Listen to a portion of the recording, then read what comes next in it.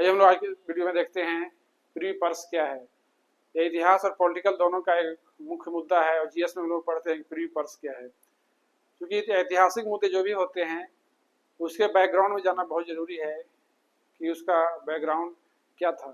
तो pre purse actual में एक ऐसी व्यवस्था थी जो अंग्रेज़ों के ज़माने से चली आ रही थी। जब देश आज़ाद हुआ 47 में 1947 में, तो आज़ाद भारत के साथ 565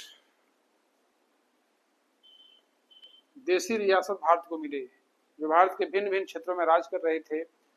और यह भारत के लिए काफ़ी चुनौतीपूर्ण बात हो गई। एक तरफ देश आज़ाद हो चुका है, हम लोग एक झंडे की तरफ संगठित हैं, लेकिन देश में भी क्या छोटे मोटे बहुत सारे रजवाड़े काम कर रहे थे और वे भारत के साथ मिलना नहीं चाह रहे थे। तो स्थिति बिल्कुल साफ थी। जिस मंशा को लेकर देश आज़ाद हुआ था वह धूमिल दिखाई होता पड़ने लगा।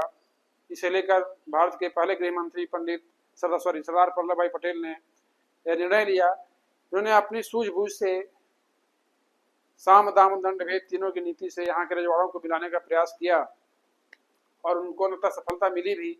वे सबको मिला करके अखंड भारत का निर्माण किया। उसी समय एक कॉन्सेप्ट है हम लोग का प्रिवी पर्स कि एक्चुअल में जो भी राजा महाराजा थे, रजवाड़े थे, तो उनको भारत में मिलने के उपरांत उनकी सारी संपत्ति को भी भारत सरकार ने अपना लिया।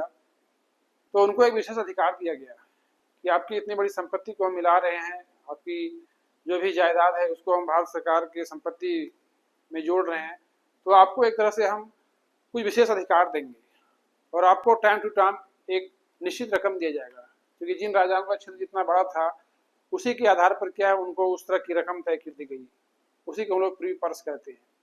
यह सिलसिला चलता रहा, लेकिन जब 1967 में इंदिरा गांधी चुनाव मैदान में आई तो उनका मुख्य मुद्दा था प्री पर्स को समाप्त करना।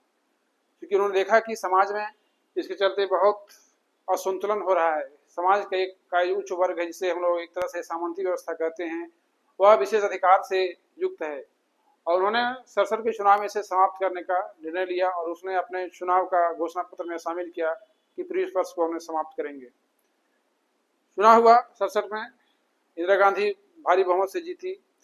उसके उपरांत 1970-71 के आसपास 70 ईस्वी में ही एक संविधान संशोधन लाया गया जिसे हम लोग बोलते हैं 26वां संविधान संशोधन। 26वां संविधान संशोधन, इसके तहत प्री पर्स को बिल्कुल समाप्त कर दिया गया। अर्थात जो भी राजे महाराजा के जो वंशज थे उन्हें जो सरकार से पेंशन दी जा रही थी उस पेंशन को वापस ले लिया गया और समाज में एक समानता लाने का प्रयास किया।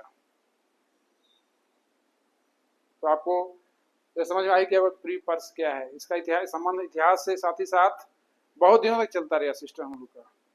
जय हिंद।